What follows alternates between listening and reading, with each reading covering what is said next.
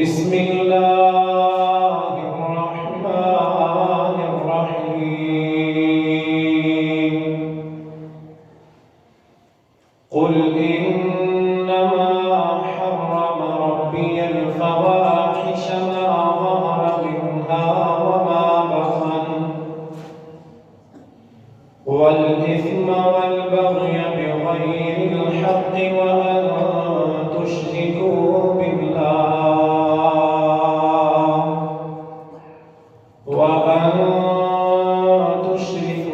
بالله ما لم ينزل به سلطانا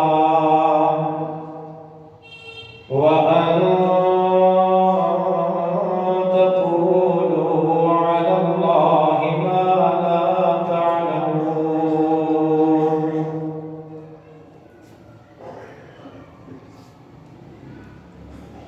قل إنما حرم ربي الفواحش ما ظهر منها وما بطن. اے ہمارے رسول جناب محمد رسول اللہ صلی اللہ علیہ وسلم، آپ کہہ دیجئے، اعلان فرما دیجئے، بے شک میرے رب نے بے حیائی کے کاموں کو حرام کیا ہے،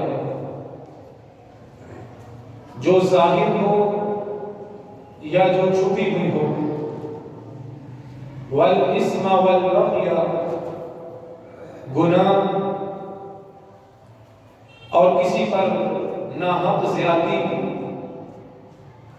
اس کو بھی اللہ نے حرام کیا ہے، وَأَن تُشْرِكُوا بِاللَّهِ مَا لَمْ يُنَزِّلْ بِهِ سُلْطَانًا، اور اللہ نے یہ بھی حرام کیا ہے کہ تم اللہ کے ساتھ اس کو شریک ٹھہراؤ جس کی اللہ نے کوئی دلیل نہیں اتاری، وَأَن تَقُولُوا عَلَى اللَّهِ مَا لَا تَعْلَمُونَ، اور اللہ نے یہ بھی حرام کیا ہے کہ تم اللہ کے بارے میں ایسی بات کہو جو تم نہیں جانتے. وَقَالَ اللَّهُ تَعَالَى فِي مَقَامٍ آخَرَ إِنَّ الَّذِينَ يُحِبُّونَ أَن تَشِيعَ الْفَاحِشَةُ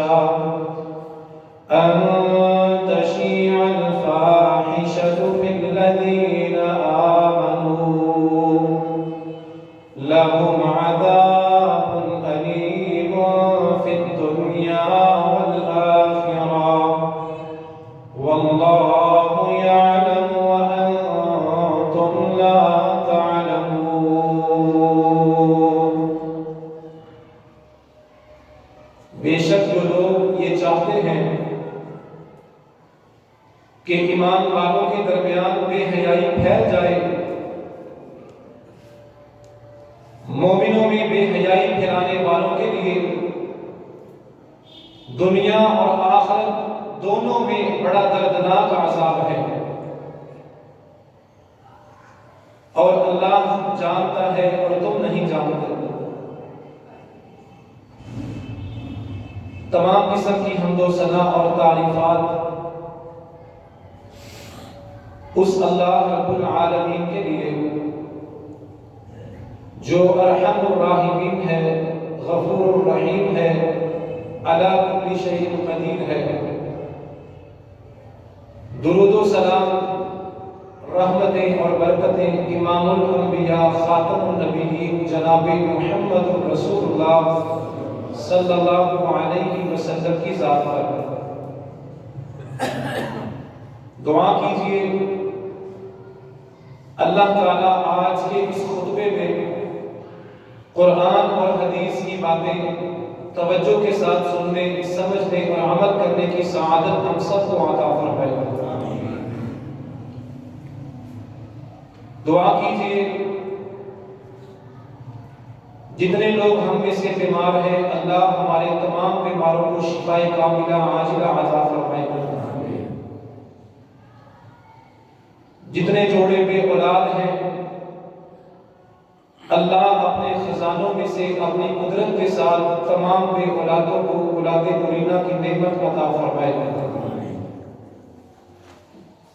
اس کائنات میں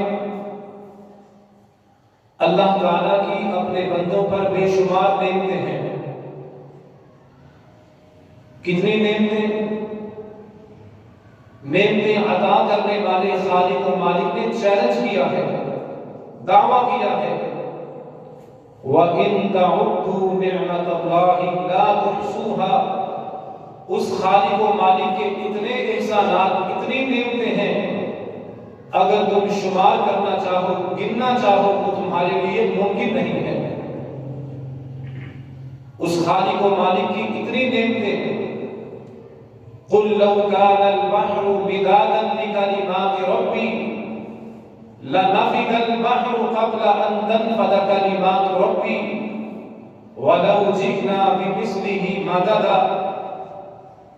کائنات میں سارے سمندروں کی سیاہی بنا دی جائے، زمین پر موجود تمام درختوں کی کلمیں بن جائیں، لکھنے والے لکھنا شروع کر دیں، پوری کائنات کے سمندروں کی سیاہی ختم ہو جائے گی، کلمیں ختم ہو جائیں گی، لکھنے والوں کی زندگیاں اور زمانے ختم ہو جائیں گے، اللہ کی تعریفات پھر بھی شمار نہیں ہو سکتی۔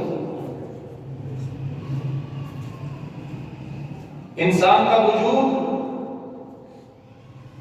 اپنے وجود میں نظر دوڑائیں، غور کریں، اس جسم کے اندر دھڑکنے والا دل، ان آنکھوں کے اندر دیکھنے کی طاقت اور قوت، زبان جو حسین و جمیل کلام کرتی ہے، گفتگو کرتی ہے، آسمان سے بارش ہوتی ہے، زمین سے انسان کے لیے بے شمار پھل اور سبزیاں پیدا ہوتی ہیں، یہ ساری خالق و مالک کی بندے کے لیے نعمتیں ہیں۔ لیکن کائنات میں ان تمام نعمتوں میں سے سب سے بڑی نعمت، جس کا خاص طور پہ اللہ نے قرآن میں ذکر کیا، اہل زمین والوں کے لیے، اس کائنات میں رہنے والے انسانوں کے لیے، خالق و مالک کی سب سے بڑی نعمت اسلام، نیکی اور ایمان کی نعمت ہے۔ جناب محمد رسول اللہ صلی اللہ علیہ وسلم کی نبوت، آپ کی رسالت، آپ کا دین، یہ سب سے بڑی نعمت ہے۔ لَقَدْ مَنَّ اللَّهُ عَلَى الْمُؤْمِنِينَ اِذْ بَعَثَ فِيهِمْ رَسُولًا مِّنْ أَنفُسِهِمْ۔ اللہ نے کہا احسانات اور بھی بڑے ہیں، نعمتیں اور بھی بہت ہیں، لیکن جس نعمت پہ اللہ نے احسان جتلایا ہے، کہا یقیناً اللہ نے احسان کیا ہے، کرم کیا ہے، سب سے بڑی نعمت یہ عطا کی ہے کہ اللہ نے تمہارے درمیان تم ہی میں سے ایک رسول بھیجا ہے، جن کا نام جناب محمد رسول اللہ صلی اللہ علیہ وسلم ہے۔ جو رسول دین لے کے آیا ہے، جو قرآن لے کے آیا ہے، اس دین پر ایمان، یہ اسلام سب سے بڑی نعمت ہے۔ لیکن اسلام کہتے کس کو ہیں؟ صرف زبان سے کلمہ پڑھ لیا، طور طریقے اپنی مرضی کے، زبان سے کلمے کا اقرار کر لیا، زندگی اپنی خواہش کے مطابق گزار دی، یہ ایمان نہیں ہے۔ جو ایمان اللہ کے ہاں قبول ہوگا، جس ایمان کی وجہ سے کل قیامت کے دن کامیابی ملے گی، جو ایمان جہنم سے بچا کر جنت میں داخل کرے گا، اس ایمان کی 3 شرطیں ہیں۔ بندہ صحیح معنوں میں مومن اس وقت کہلائے گا جب 3 شرطیں موجود ہوں۔ اقرار باللسان، ایمان کی پہلی شرط یہ ہے بندہ اپنی زبان سے کلمہ پڑھے، آمنت باللہ ورسلہ وملائکتہ وکتبہ والبعث والقدر خیرہ وشرہ، انسان زبان سے کہے میں اللہ کو مانتا ہوں، جناب آدم سے لے کے امام کائنات جناب محمد رسول اللہ صلی اللہ علیہ وسلم تک آنے والے تمام نبیوں پر میرا ایمان اور یقین ہے۔ جو وحی، جو شریعت آسمان سے نازل ہوئی ہے، میرا اس پہ ایمان ہے۔ فرشتوں پر، قیامت پر، تقدیر پر، دوبارہ زندہ ہونے پر میرا ایمان ہے۔ زبان سے اقرار اور اعتراف کرے۔ اور دوسری شرط تصدیق بالقلب، جن باتوں کا اپنی زبان سے اقرار کیا ہے، دل سے ان باتوں کو سچ ماننا۔ کوئی شک نہ ہو کہ اللہ کے پیغمبر آئے تھے، کوئی شک نہ ہو کہ قیامت آئے گی، کوئی شک نہ ہو کہ میں نے قیامت کے دن دوبارہ اٹھنا ہے اور خالق و مالک کے سامنے کھڑا ہونا ہے۔ جو کلمہ پڑھا ہے، اس کلمے پر دل سے یقین کرنا، یہ ایمان کا حصہ ہے۔ اور تیسری شرط وَعَمَلٌ بِالْجَوَارِحِ، ایمان کی تیسری شرط یہ ہے ایمان کے بعد ایمان کے مطابق عمل کرنے ہیں۔ آج مسلمانوں کی اکثریت یہ سمجھتی ہے ایمان صرف زبان سے کلمہ پڑھنے کا نام ہے، کلمہ پڑھ لیا نجات ہو گئی، ایمان کا اظہار ہوگا، ایمان کی گواہی دی جائے گی عمل کے ساتھ، ایمان ثابت ہوگا، اللہ کے ہاں قبول ہوگا اگر کلمہ پڑھنے والے کا عمل ایمان کے مطابق ہے۔ اسی لیے جناب محمد رسول اللہ صلی اللہ علیہ وسلم پہ وحی اترتی ہے، قرآن کا نزول ہوتا ہے، الذی خلق الموت والحیاۃ لیبلوکم ایکم احسن عملا، اللہ نے دنیا میں بھیجا ہے، زندگی کی مہلت عطا کی ہے، اللہ دیکھنا چاہتا ہے عمل کس کے اچھے ہیں۔ ایمان کی گواہی اور ایمان کی قبولیت عمل کے ساتھ ہوگی۔ جناب نبی مکرم صلی اللہ علیہ وسلم نے اسی لیے ایمانداروں کے اعمال بیان فرمائے، یہ اعمال ہوں گے، یہ خوبیاں بندے میں پائی جائیں گی تو بندہ صحیح معنوں میں ایماندار شمار ہوگا۔ ایمان والے کی خوبیاں ہیں، ایمان والے کی صفات ہیں جن کے ساتھ ایماندار پہچانا جاتا ہے۔ سب سے پہلی خوبی جو ایماندار کے اندر پائی جاتی ہے وہ صرف وہ خوبی جو ایماندار کے اندر ضرور اور لازمی موجود ہوتی ہے۔ ایمان کی صفت اور ایمان کی پہلی خوبی یہ ہے ایماندار بے حیا اور بے شرم نہیں ہوتا۔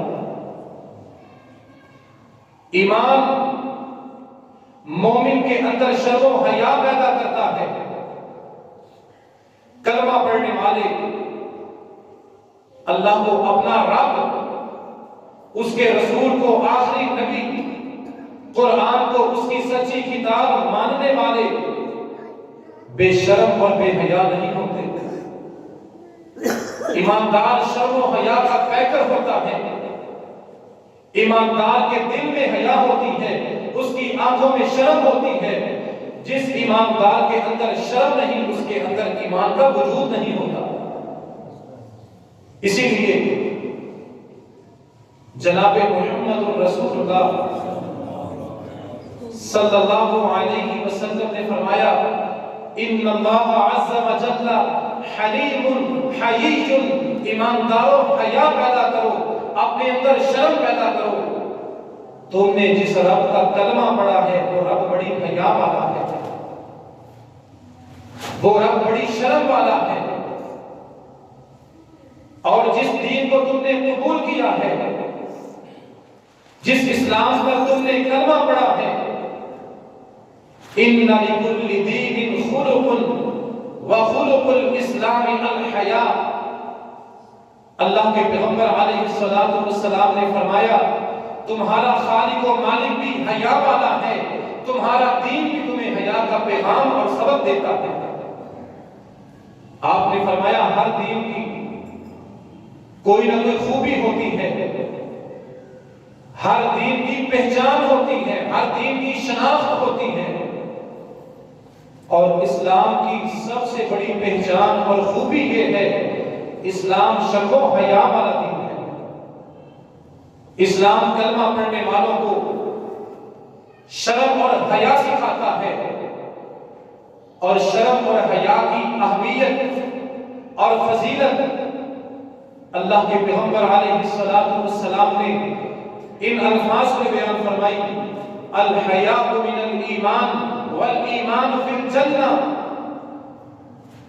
سچا ایمان بندے کے اندر شرم و حیا پیدا کرتا ہے، اور یہ حیا بندے کو جنت میں داخل کروائے گی۔ والبذاء من الجفاء والجفاء فی النار۔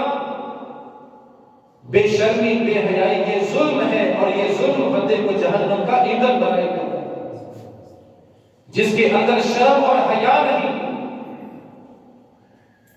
اس کے اندر ایمان کا وجود نہیں۔ نبی مکرم صلی اللہ علیہ وسلم نے حیا اور ایمان کو لازم و ملزوم کہا ہے۔ فرمایا الحیاء والایمان قرناء فاذا رفع احدهما رفع الاخر۔ اللہ کے پیغمبر نے فرمایا جہاں ایمان ہوتا ہے وہاں حیا بھی ہوتی ہے۔ حیا ایمان کے ساتھ ہے، اور جب دل سے، آنکھوں سے، انسان کے وجود اور خیالات سے حیا ختم ہو جائے، اس انسان کے دل سے ایمان بھی نکل جاتا ہے۔ اگر حیا ہے، غیرت ہے، شرم زندہ ہے، انسان کا ایمان زندہ ہے۔ اگر حیا نہیں، غیرت نہیں، شرم نہیں، اس بندے کے دل سے ایمان مٹ چکا ہے، ختم ہو چکا ہے۔ اور جناب عمر رضی اللہ تعالی عنہ کہا کرتے تھے من قل حیاؤہ قل ورعہ ومن قل ورعہ مات قلبہ۔ جس بندے کے دل سے حیا ختم ہو جائے، اس بندے کے دل سے اللہ کا خوف ختم ہو جاتا ہے، اور جب اللہ کا خوف ختم ہو جائے پھر بندے کا دل مردہ ہو جاتا ہے۔ دل کی زندگی اور دل کی تازگی اللہ نے شرم اور حیا میں رکھی ہے۔ جس دل میں حیا ہوگا، شرم اور غیرت ہوگی، اللہ اس دل کو ایمان کے نور سے منور کر دے گا۔ اسی لیے نبی مکرم صلی اللہ علیہ وسلم نے کلمہ پڑھنے والوں کو حیا کے بارے میں درس اور تعلیمات دی ہیں۔ آج دین سے دوری کی وجہ سے، قرآن و حدیث سے بے وفائی کی وجہ سے ہمارے نوجوانوں کو شرم اور حیا کے آداب نہیں آتے۔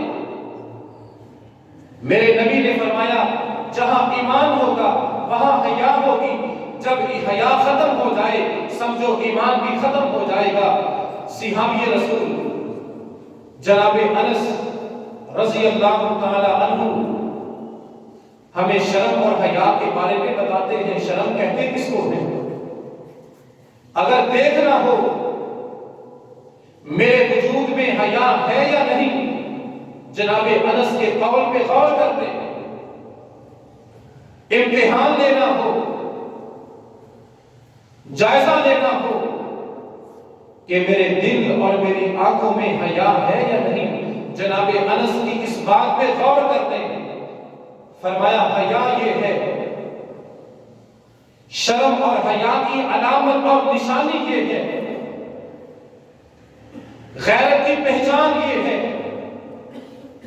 اذا مرت بک امرأة فغمض عینیک حتی تجاوزک۔ جناب انس بن مالک رضی اللہ تعالی عنہ فرماتے ہیں شرم اور حیا یہ ہے، ایمان کی غیرت جب کلمہ پڑھنے والے کے پاس سے کوئی عورت گزرے اپنی آنکھوں کو نیچے کر دیتے، کسی بہن بیٹی کے گزرنے پر آنکھیں جھک جاتی ہیں تو اللہ کا شکر کرو، اللہ نے دلوں میں حیا باقی رکھا ہے۔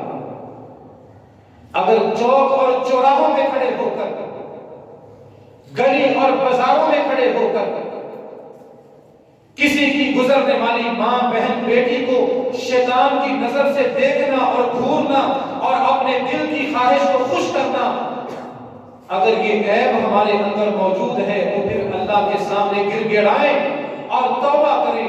اگر ہماری آنکھیں جان بوجھ کے نامحرم کو دیکھتی ہیں پھر دلوں سے حیا مٹ چکی ہے۔ اذا مرت بِكَ امرأة فغمض عینیک، کوئی بہن گزرے، کسی کی بہن بیٹی گزرے، اپنی آنکھوں کو جھکا لینا، اپنی نظر کو نیچے کر لینا، اپنے دل کی خواہش کو خوش کرنے کے لیے آنکھوں کا غلط استعمال نہ کرنا، یہ علامت اور پہچان ہے، اللہ نے حیا عطا کی ہے۔ اللہ ہماری آنکھوں میں شرم اور حیا پیدا فرمائے۔ اور جناب محمد رسول اللہ صلی اللہ علیہ وسلم نے کلمہ پڑھنے والی بہن بیٹی کو، نبی کی روحانی بیٹی کو، مومنہ اور مسلمہ عورت کو حیا سکھائی ہے، غیرت سکھائی ہے، شرم کا پیغام دیا ہے۔ میرے نبی نماز ادا کر کے باہر بازار میں آئے، مدینے کی گلیاں ہیں، مسلمان صحابیات فرض نماز جماعت کے ساتھ ادا کیا کرتی تھی۔ آپ نے دیکھا سڑک کے درمیان میں مسلمان عورتیں جا رہی ہیں، مرد بھی ساتھ ہیں، ان کے ساتھ عورتیں گزر رہی ہیں۔ میرے نبی نے غصے میں فرمایا استغفرنا فإنه ليس لكن، فرمایا کلمہ پڑھنے والی اے خواتین، اے ایمان کا دعویٰ کرنے والی عورتوں، تم نماز کے لیے نکلو، تعلیم کے لیے نکلو، بازار کے لیے نکلو، دنیا کے کسی کام کے لیے باہر نکلو، اوڑھنیاں لے کے اپنا چہرہ اور جسم چھپا کے اور ڈھانپ کے نکلو۔ اور مسلمان عورت، اے صحابیہ، اے کلمہ پڑھنے والیوں، تمہارے لیے جائز نہیں ہے کہ تم سڑک اور گلی کے درمیان میں سینہ تان کے چلو۔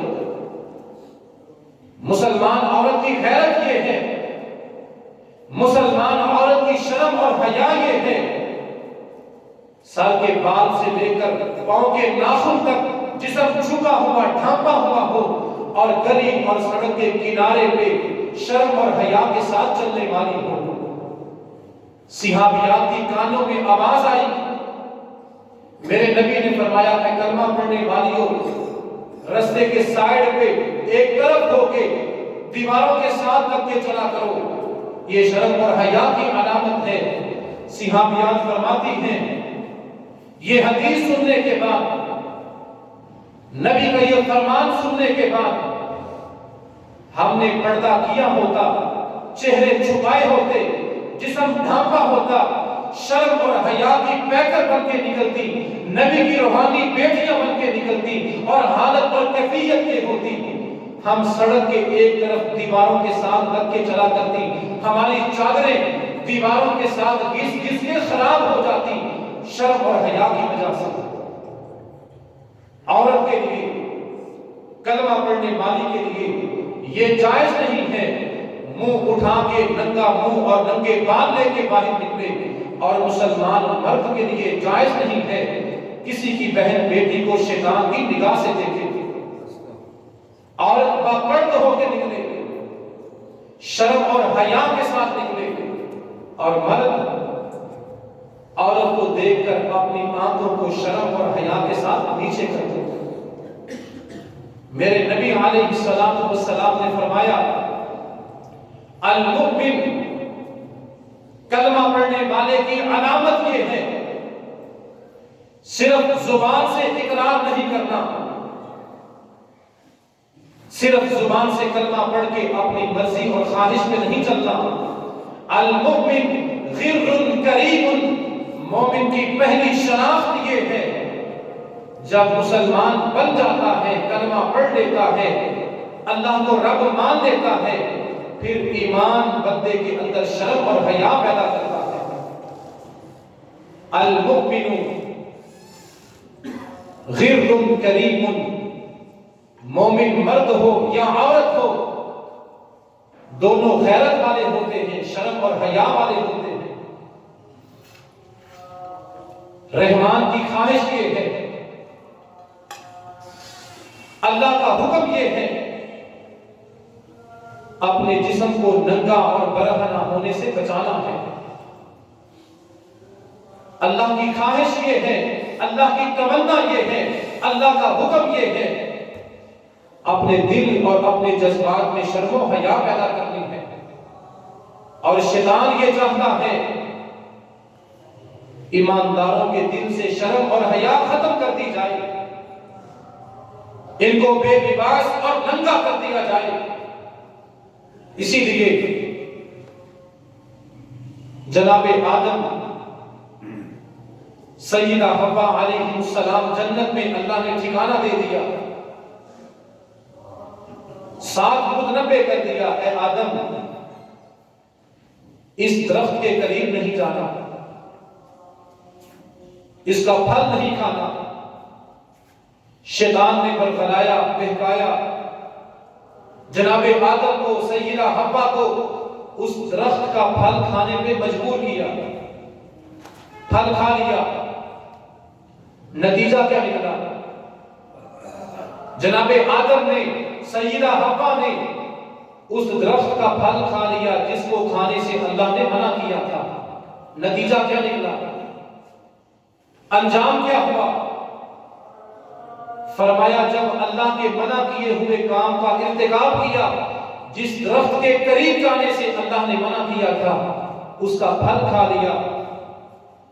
فلما ذاق الشجرہ بدت لہما سوآتہما وطفقا یخصفان من ورق الجنہ، درخت کا پھل کھانے سے، اللہ کی نافرمانی کرنے سے نتیجہ اور انجام یہ نکلا، سزا اور پکڑ یہ آئی۔ جو ہی درخت کا پھل کھایا، اللہ نے آدم اور حوا کو بے لباس اور ننگا کر دیا۔ برہنہ ہونا، بے لباس ہونا، بے پرد ہونا، ننگا ہونا، یہ فیشن اور رواج نہیں، یہ اللہ کی پکڑ اور عذاب ہے۔ جناب سعید ازدی رضی اللہ تعالی عنہ نے اللہ کے پیغمبر علیہ السلام سے سوال کیا تھا کہ اللہ کے رسول کوئی وصیت کر دے، کوئی اچھی بات بتا دے جس پہ عمل کروں میری نجات اور بخشش ہو جائے۔ میرے نبی نے صحابی کو کیا وصیت فرمائی؟ اوصی کا، اے وصیت مانگنے والے، میں نبی تجھے وصیت کرتا ہوں، تجھے سمجھاتا ہوں، سبق دیتا ہوں، ان تستحیی من اللہ عز وجل کما تستحیی من الرجل الصالح من قومک۔ اگر تو نصیحت چاہتا ہے، میری نصیحت یہ ہے، جس طرح اپنے استاد، اپنے باپ، کسی بڑے سے حیا کرتا ہے، اسی طرح اللہ سے حیا کر۔ باپ کے سامنے گناہ نہیں کرتا، باپ کی حیا آتی ہے۔ ماں کے سامنے گندی حرکت نہیں کرتا، حیا آتی ہے۔ جب ماں باپ نہ دیکھتے ہوں، اسی طرح اللہ کی حیا کیا کر اور دل کو سمجھایا کر کہ ہاں مجھے دیکھنے والا اللہ ہے۔ مسلمان کے لیے حیا کس سے کرنی ہے؟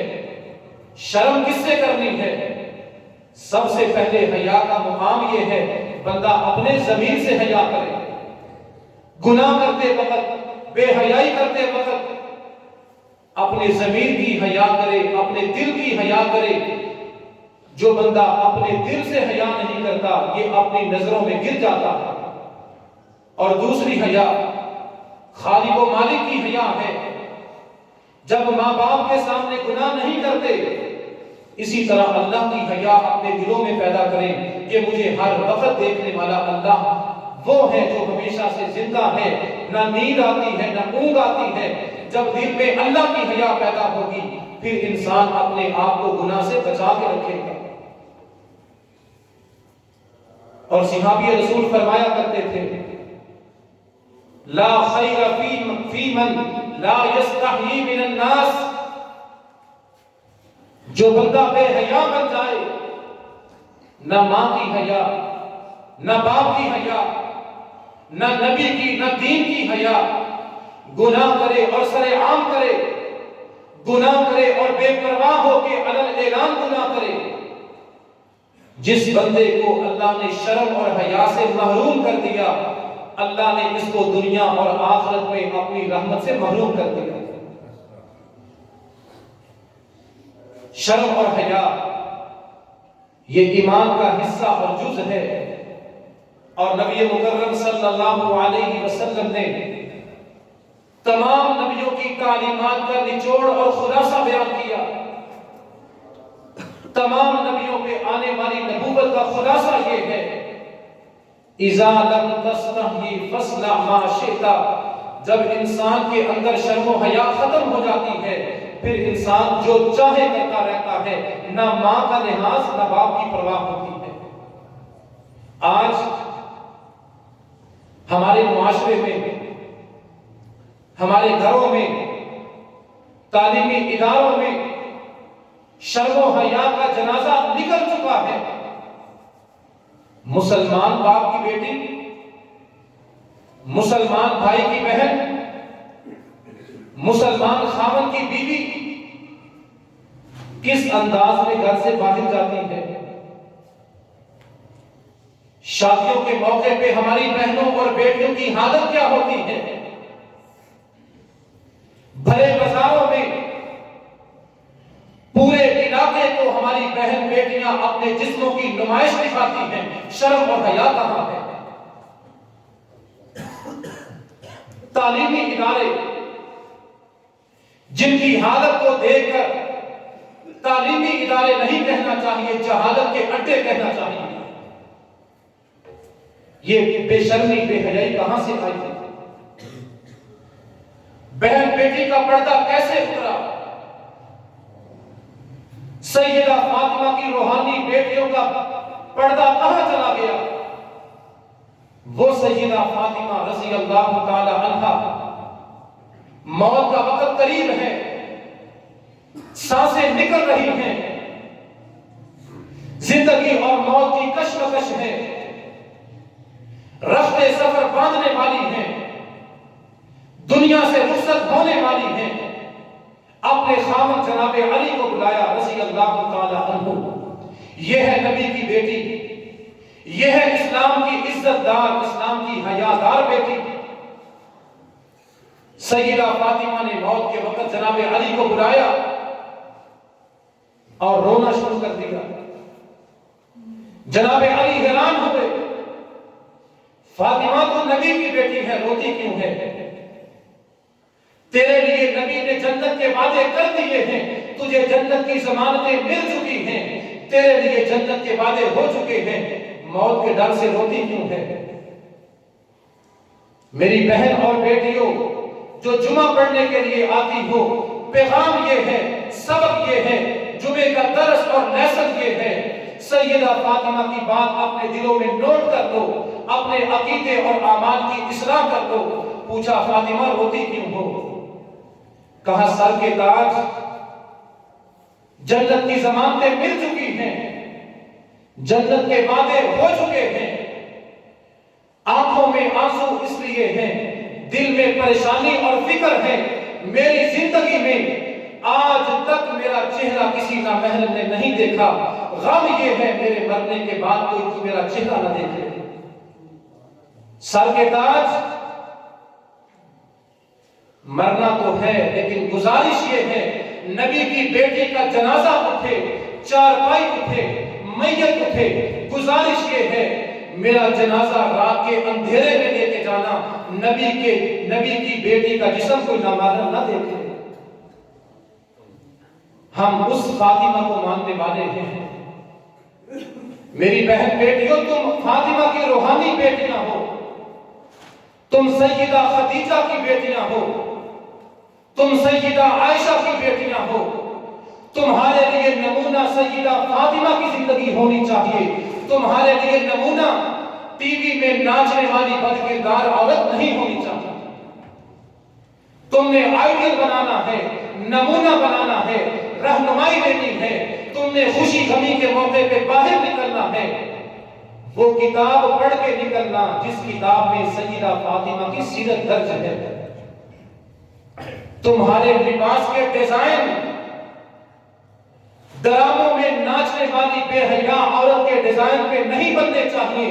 تمہاری ڈریسنگ ہونی چاہیے سیدہ فاطمہ کے انداز میں۔ تمہارا لباس بننا چاہیے سیدہ خدیجہ کے سٹائل میں۔ آج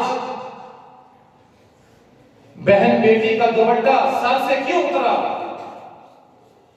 بہن بیٹی شادی کے موقع پہ پورے بازار اور پوری گلی میں برہنہ کیوں ہو کے نکلی؟ آئیے میں وجہ بتاتا ہوں، اور یہ وجہ کوئی 30-40 سال پہلے اللہ کے ولی، دین کے علماء دور اندیش بتایا کرتے تھے، لیکن لوگ مذاق کیا کرتے تھے۔ علماء کہا کرتے تھے، مسلمانوں شیطان کا ہتھ کنڈا آ رہا ہے، تمہیں دین سے دور کرنے والا آ رہا ہے، تمہاری بہن بیٹیوں کی غیرت کو مٹانے والا آ رہا ہے، اس سے بچ کے رہنا، جس کا نام ہے ٹیلی ویژن۔ لوگ کہتے تھے دنیا چاند پہ پہنچ چکی اور مولوی ابھی ٹیلی ویژن کے فتوے دے رہا ہے۔ کبھی وہ دور تھا بہن بیٹی کے اندر حیا تھی، باپ کی حیا، بڑے بھائی کی حیا، خاوند کی حیا، استاد کی حیا، سفید داڑھی والے کی حیا۔ پورے معاشرے اور گاؤں میں کسی بوڑھے کو، بزرگ کو دیکھ کر بہن بیٹیاں اپنے چہرے اور سر ڈھانپ لیا کرتے تھے۔ اور آج افسوس کے ساتھ کہنا پڑتا ہے، دکھ کے ساتھ کہنا پڑتا ہے، نمازیوں، حاجیوں، دینداروں کے گھروں میں بھی پردہ باقی نہیں رہا۔ میرے پاس ایک بزرگ آئے، اللہ کی قسم رو رہے تھے، کہا دعا کریں اللہ میری بیٹیوں اور بیٹوں کو ہدایت عطا فرمائے، دعا کریں اللہ سب کے بچوں کو دیندار بنائے۔ میں نے کہا کیا ہوا؟ کہا بچی کو ترجمہ پڑھایا، حدیث پڑھائی، گھر میں رکھا، باپڑھ تھی، نمازی تھی، قرآن پڑھنے والی تھی، صبح کام کا آغاز کرتی فجر پڑھ کے، قرآن پڑھ کے۔ پھر کیا ہوا؟ گھر میں اللہ کی رحمت آئی، ٹیلی ویژن آیا، نہ پردہ رہا، نہ حیا رہی، نہ غیرت رہی، نہ شرم رہی۔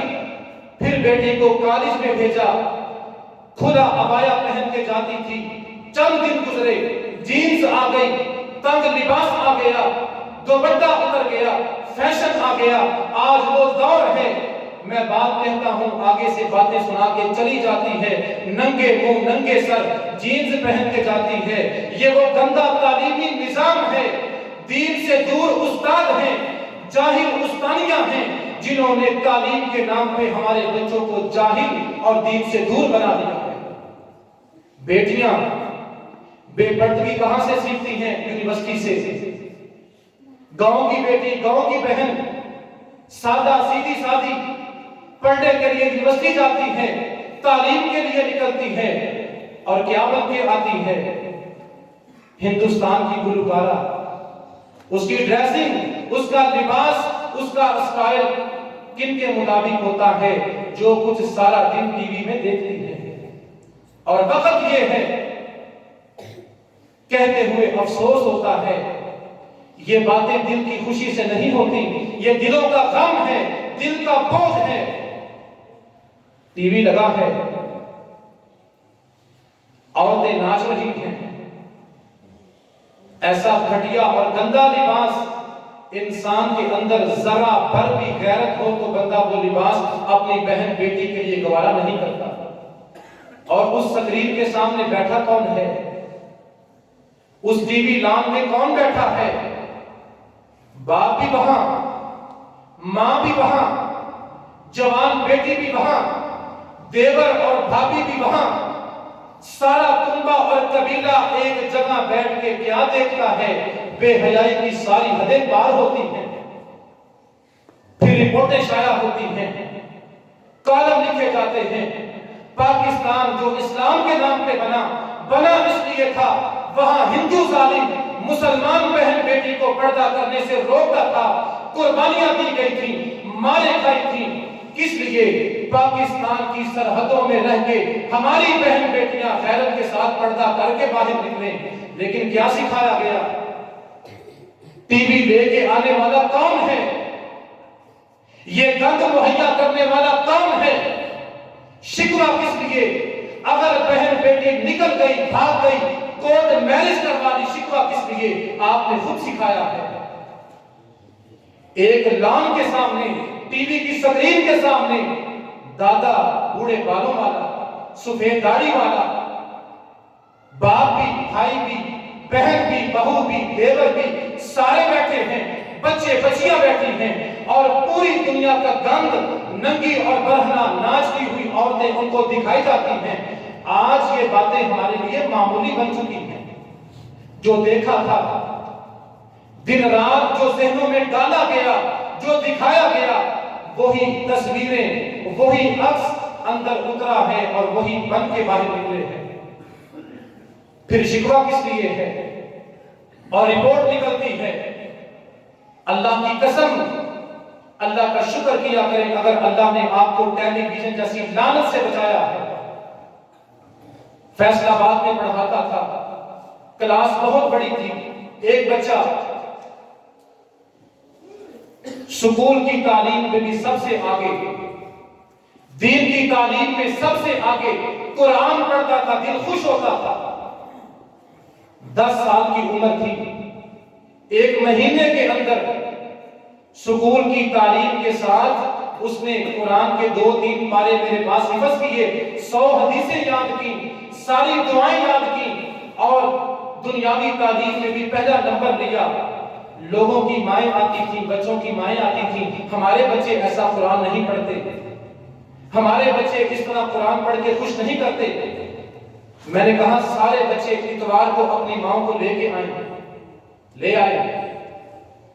ساری ماں کے سامنے میں نے اس بچے کی ماں سے پوچھا، آپ کا بچہ دنیا کی تعلیم میں سب سے آگے، قرآن پڑھتا ہے، دل خوش ہوتا ہے، قرآن پڑھتا ہے، تمنا ہوتی ہے ہمارے بچے بھی ایسا قرآن پڑھیں۔ ان ماں کو وجہ بتا دیں۔ اس اللہ کی بندی نے کیا وجہ بتائی؟ اس نے کہا میرا بچہ فرما بردار ہے، بات ابھی زبان کی نوک پہ ہوتی ہے، پہلے پوری کرتا ہے، گھر میں قرآن یاد کرتا ہے، سکول کی تعلیم میں سب سے آگے ہے۔ وجہ یہ ہے، اگر اللہ نے دنیا میں آنکھوں کی ٹھنڈک دی ہے، آج کے دور میں بھی میں نے اپنے گھر میں ٹی وی کو داخل نہیں ہونے دیا۔ کہتے تھے صرف خبریں سننے کے لیے، اور اس نے ایسی خبریں سنائی، اس نے دل میں تارے دکھا دیے، عورتوں بہن بیٹیوں کی غیرت کے جنازے نکال دیے۔ ان ڈراموں میں دکھایا کیا جاتا ہے؟ پاکستان میں ہمارے گھروں میں چلنے والے کے اسلامی ملک کے ڈرامے،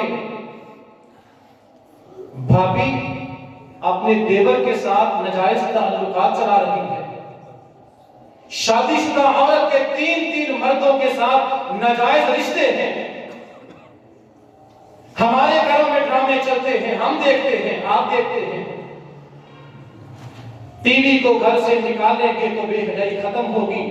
اگر یہ چیزیں چلتی رہی، نہ غیرت رہے گی، نہ حیا رہے گی، نہ شرم رہے گی، نہ ایمان رہے گا، نہ دین رہے گا، نہ عزت رہے گی، نہ باپ کی داڑھی کا، نہ باپ کے سفید بالوں کا، نہ بوڑھے کی پگڑی کا حیا رہے گا۔